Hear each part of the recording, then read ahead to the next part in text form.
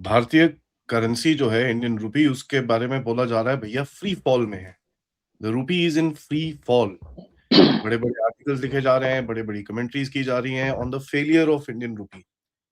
क्या सच्चाई है इसके बीच में जरा थोड़ी-सी बात करते हैं इसके ऊपर क्योंकि there is a lot that we don't understand out of the economic point of the रूपी।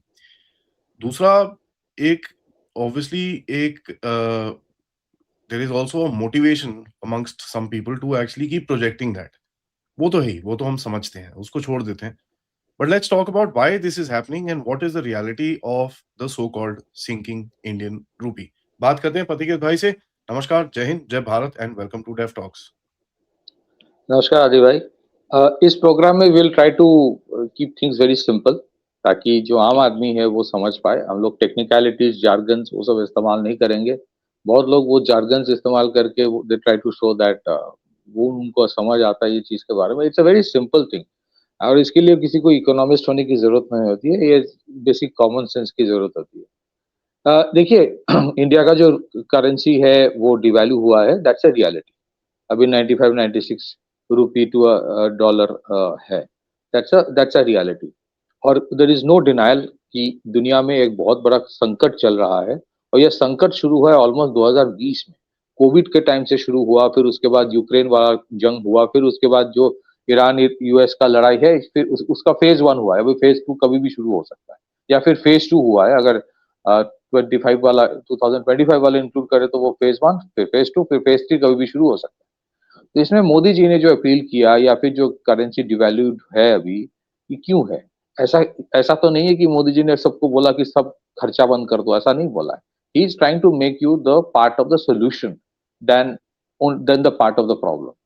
अब हमारे देश में क्योंकि हमारे पास उतने तेल की खदान नहीं है, we don't have oil wells, we don't have oil rigs. हमारे we have to import almost 90% हमारे जो तेल की रिक्वायरमेंट है हमें खरीदना पड़ता है। और वहां पे अगर स्ट्रक्चरल चैलेंजेस आता है क्योंकि price of oil is going up, sanctions की वजह से, जंगों की वजह से, तो उसका एक इम्पैक्ट हमारे देश के ऊपर पड़ता है। अब क्योंकि कोई सोचे कि मेरे पास पैसा है, मैं तो कमाता हूँ लाखों महीने में, मैं तो खर्च कर सकता हूँ, तुम्हारा क्या। सो ही इज ट्राइंग टू से कि भाई अगर हो सके थोड़ा सा कंट्रोल करो, क्योंकि अल्टीमेटली तुम्हारा किसी के पास कितना भी पैसा हो, वो जब बाहर से खरीदा जाता है वो डॉलर में ही खरीदा जाता है ज्यादातर। अभी इंडिया रुपी में भी खरीद रहा है, that's also a reality. So India के जो करेंसी के बारे में बोला जाता है या फिर इंडिया के इकोनॉमिक सिचुएशन क्या है, एक तो परसेप्शन तैयार करने की कोशिश की जाती है इस देश में। हर छह महीने में एक नैरेटिव चलाया जाता है कि इंडियन इकोनॉमी बर्बाद हो गया। ये बहुत दिन से चल रहा है। कोविड के टाइम अगर आपको याद है, ऐसे ऐसे स्टोरीज आए थे कि 25 करोड़ लोग इंडिया में मर जाएगा कोविड की वजह से। इकोनॉमी जो फर्स्ट फेज क्वार्टर में जब 2020 में मतलब जो वो लॉकडाउन हुआ था, तो फर्स्ट जो क्वार्टर था उसमें काफी ग्रोथ रेट कम हो गई थी, -23%। Everybody had return of the India story कि इंडिया स्टोरी खत्म, एकदम टाटा बाय बाय, जो कहते हैं किसी शख्स जो कहते हैं ना। So and then what happened, India का जो रिबाउंड हुआ, जिस तरह से India rebounded to become the 5th largest economy of the world, फिर जिस तरह से इंडिया के बारे में आईएमएफ एंड वर्ल्ड बैंक में कहा कि this is a bright spot in a dark horizon, that's also a reality जो लोग मानते नहीं है। सो आज अगर 96 रुपी टू अ डॉलर है, lot of people start thinking कि अरे देखो क्या बुरा हाल है इंडियन इकोनॉमी का। रियलिटी वो है नहीं। अगर मुझे ये 96 रुपी जो है, इसको अगर मुझे कम करना है, if I want to increase the value of rupee, अगर मान लीजिए 96 से मुझे दिखाना है कि मैं ना बहुत बड़ा इकोनॉमी हूं, मैं इसको 70 कर लूंगा, 26 रुपए इसको अप्रिशिएट करवा दूंगा 96 से 70। मुझे करना क्या होगा? करना यह है कि I have to buy rupee from the market and I have to sell dollars जो मेरे फॉरेन एक्सचेंज रिजर्व में है। तो अगर मुझे देखना है कि मेरे जो इकोनॉमी है वो स्ट्रांग है कि वीक है, अ, उसके लिए मुझे देखना चाहिए, एक तो सिर्फ 90 रुपी का डिवैल्यूएशन ही देखा जाता है, बट बाकी फैक्टर्स देखे नहीं जा रहे। जैसे इंडिया के जो फॉरेन एक्सचेंज रिजर्व भी है वो $700 बिलियन का है, 697 to 710 वो होवर करता है। $700 बिलियन फॉरेन एक्सचेंज रिजर्व। फिर 2025-26 में इंडिया 2025-26 में इंडिया का जो टोटल एक्सपोर्ट था goods and services $860 billion. India का ग्रोथ प्रोजेक्शन जो इस साल का है 2025-26 में 26-27 के लिए वो 7.5% है। फिर उसके बाद अगर आप देखें कि इंडिया का जो इन्वेस्टमेंट्स है कि कितना हो रहा है, फिर रेमिटेंसेस कितना पिछले साल आया $135 बिलियन, इस साल भी प्लस माइनस उतना ही रहेगा अगर ज्यादा एप्रिशिएट नहीं भी होता है। So if you look at those parameters, अगर आप देखेंगे कैपिटल फॉर्मेशन देश में कितना हो रहा है, कितना कैपिटल इन्वेस्टमेंट में जा रहा है, if you look at those parameters आप देखेंगे कि इंडिया का फंडामेंटल्स ऑफ इकोनॉमी अभी भी काफी स्ट्रांग है। नाउ ये सबसे बड़ी प्रॉब्लम है, लोग समझते हैं कि रूपी डिवैल्यू जो हो रहा है उसको एड्रेस करना चाहिए। ट्रू, अगर उसको एड्रेस करना है तो हमारी वो $700 बिलियन जो फॉरेन एक्सचेंज रिजर्व है, जो कम से कम 9-10 महीने के लिए they can take care of all my imports, तो should I keep that money to import for the next 9-10 months, या फिर should I use that money to buy dollar to buy rupee? Just one second, हमें करना क्या चाहिए? ये वाले एक इशू है। My apologies. तो मैं अगर मुझे प्रैग्मेटिक होना है, मैं उस $700 बिलियन को रख दूंगा, मैं उससे रूपी नहीं खरीदूंगा just to appreciate the rupee. लेकिन अगर मुझे पॉपुलिस्ट बनना है, देखो मैं कितना कर रहा हूं, then I will use that precious foreign exchange reserve to buy rupee, sell dollar to appreciate the rupee. ये रियलिटी है कि रूपी डॉलर अप्रिशिएट किया है, क्योंकि भाई वो तेल के इतने बड़े बड़े जो देश है खरीद के रखा है, जंग में हरा के उनके सब कुछ ले रहा है, सैंक्शंस अपनी मर्जी से दे रहा है, it's happening. So the most fundamental thing is this कि हमारे जो फॉरेन एक्सचेंज रिजर्व है वो 3-4 चीजों में खर्च होता है। सबसे ज्यादा है तेल खरीदने में। We buy almost nothing less than $160 billion worth of oil every year. तो तेल का कीमत जब बढ़ता है तो इसका ये बिल बढ़ता रहता है। हम बहुत बड़े तादाद में फर्टिलाइजर खरीदते हैं, ऑयल, फर्टिलाइजर, गोल्ड। तो जब दुनिया भर में जंगों की वजह से या अमेरिकन जो भी हेजेमोनी है जो भी है उसकी वजह से कीमतें बढ़ते हैं, हमारे इंपोर्ट बिल बढ़ेगा, और इंपोर्ट बिल बढ़ेगा तो हमारा डिवैल्यूएशन ऑफ द करेंसी होगा। अब डिवैल्यूएशन ऑफ द करेंसी जब होता है, then it makes the import more expensive. ये रियलिटी है। अगर इंपोर्ट एक्सपेंसिव होता है तो मेरे पास दो ऑप्शन है, या तो मैं उस रूपी को अप्रिशिएट कर दूं जस्ट टू शो कि नहीं मेरा इंपोर्ट उतना एक्सपेंसिव नहीं है, तो वो आर्टिफिशियली मैं उसको लेस एक्सपेंसिव बना रहा हूं। उससे क्या होगा, we will buy more and that will not help the economy, क्योंकि अब आप जब उस रूपी को अप्रिशिएट करेंगे तो आप उस $700 बिलियन को बेच के ही कर सकते हैं। सो इंडिया जो कर रहा है कि इंडिया रूपी जो डिवैल्यू अभी हुआ है उसको कंट्रोल करने की कोशिश ज्यादा नहीं कर रहा है। वो सोच रहा है कि मेरा जो 700-800 बिलियन डॉलर 700 बिलियन डॉलर है, I have to keep that. और उसका भी मैट्रिक्स बदल रहा है। डॉलर उस पूरे फॉरेन एक्सचेंज रिजर्व में आपका गोल्ड कॉम्पोजिशन, गोल्ड का जो वेटेज है वो बढ़ रहा है, and I am keeping it for another day. उसके साथ मैं क्या कर रहा हूं, मैं अपने इंपोर्ट्स को एक्सपेंसिव रख रहा हूं।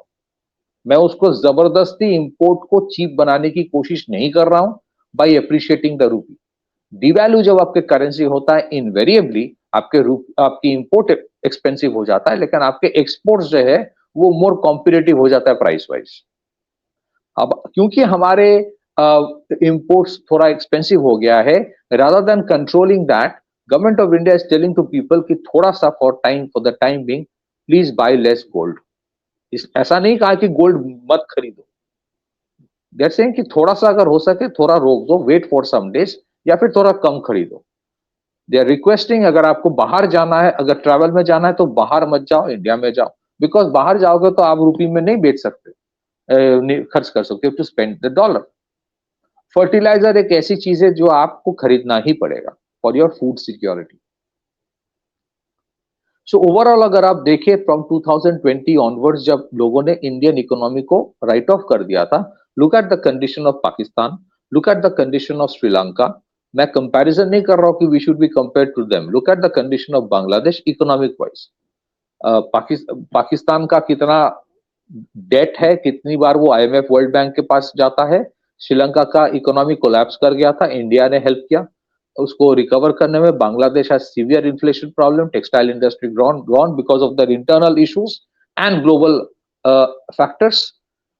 यूरोपियन इकोनॉमी का हालत बुरा है, बहुत बड़े तादाद में उनका बिल बढ़ गया है energy because of the conflict in Russia between Russia and Ukraine.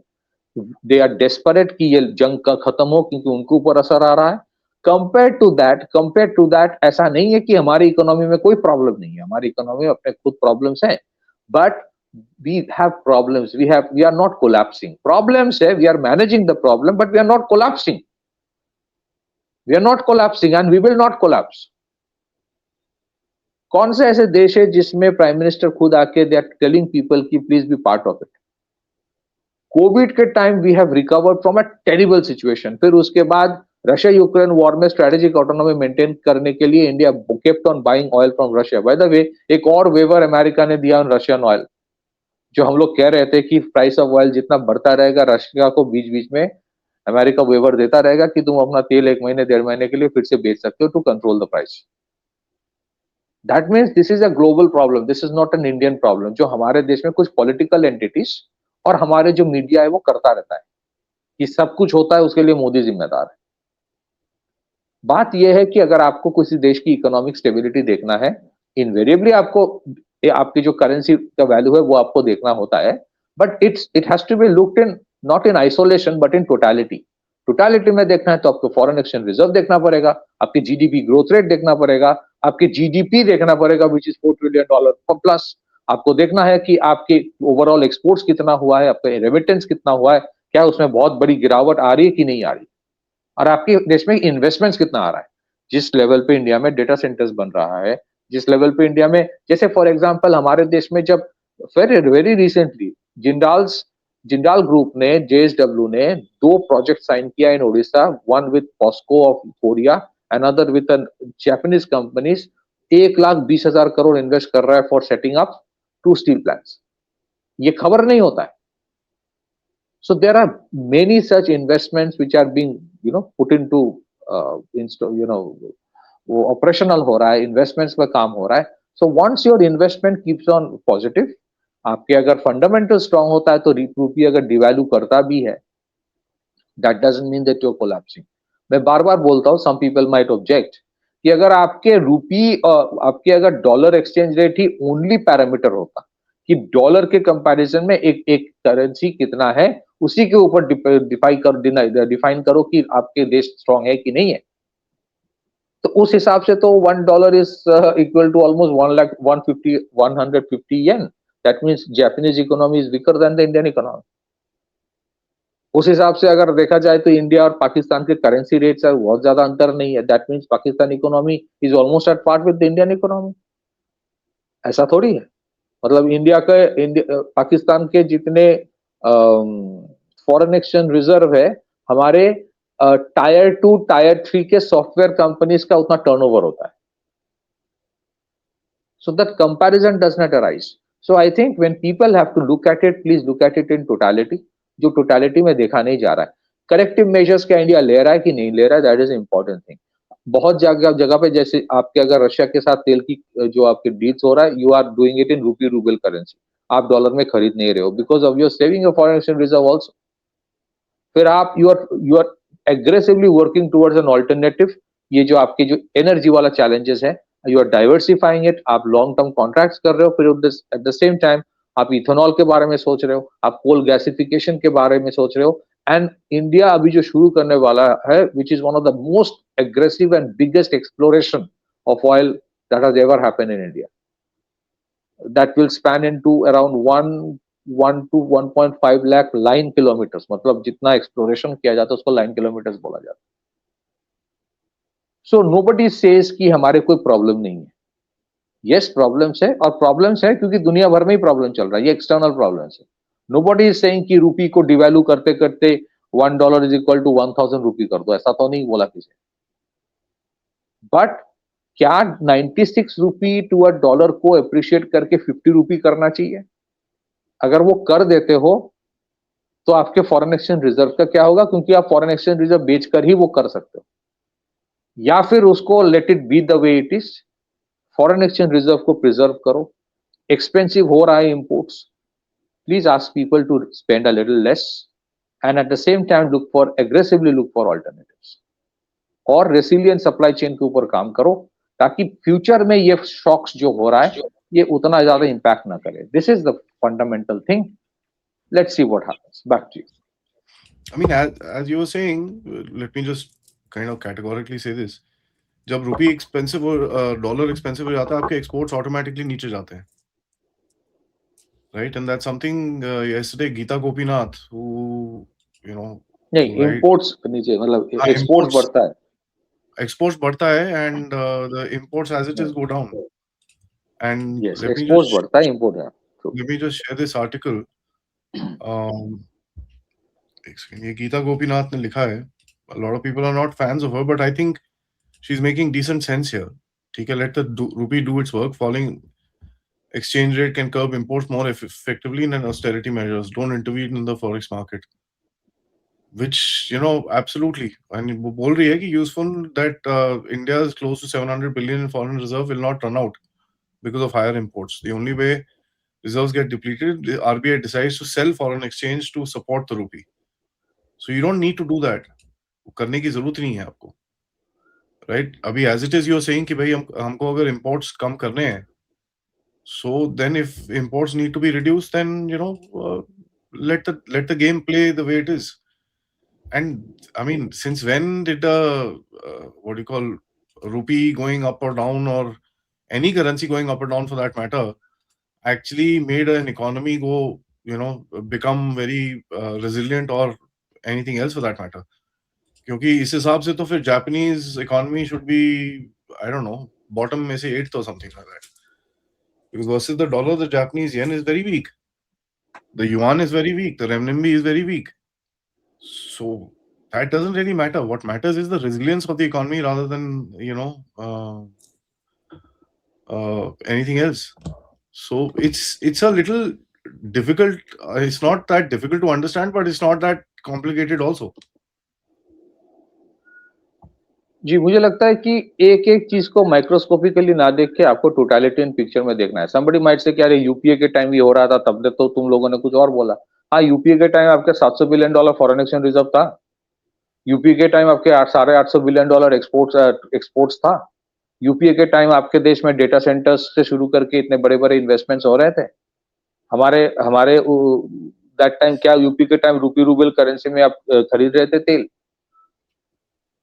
नहीं खरीद रहे थे. क्या उस टाइम आपके इंफ्रास्ट्रक्चर इन्वेस्टमेंट में उतना पैसा खर्च हो रहा था जो आज हो रहा है?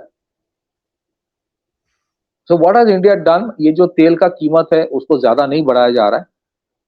एक certain kind of stability India में है, which is an interesting you know approach.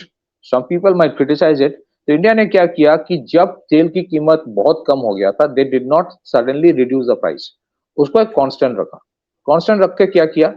जो एक्स्ट्रा आपके इनकम हुआ उससे, बिकॉज ऑफ द टैक्सेस, उससे आपने मैसिव इंफ्रास्ट्रक्चर इन्वेस्ट पे स्पेंड किया. दूसरी चीज, you have created a buffer कि कल जब कीमत भी बढ़ेगी तो मैं भी इसी लेवल पे ही रखूंगा. और आज जो कीमत ऑफ ऑयल है, which is going to grow even more, तो you have been able to keep it. और उसी से आपका आयुष्मान भारत से शुरू करके, मुद्रा योजना का सब्सिडी से शुरू करके, डिजिटल इंडिया के सब्सिडी से शुरू करके, फर्टिलाइजर सब्सिडी से शुरू करके, उसी से आपके जो 3,000 रुपए पर महीने कितने सारे स्टेट्स में दिया जा रहा है. All of these things have been taken care of. Military modernisation and all of that have been taken care of. So अभी भी गोल्ड की कीमत में इंपोर्ट ड्यूटी बढ़ाया गया टू 15%. तो गवर्नमेंट इज नॉट सेइंग कि एकदम गोल्ड मत खरीदो. हमारे देश में तो ऐसा नहीं है कि डिसीजन बोल दिया तो कोई खरीदेगा तो अरेस्ट कर देगा. It's not so. Government is requesting you कि we need your support, and this is the kind of support covid के टाइम भी था.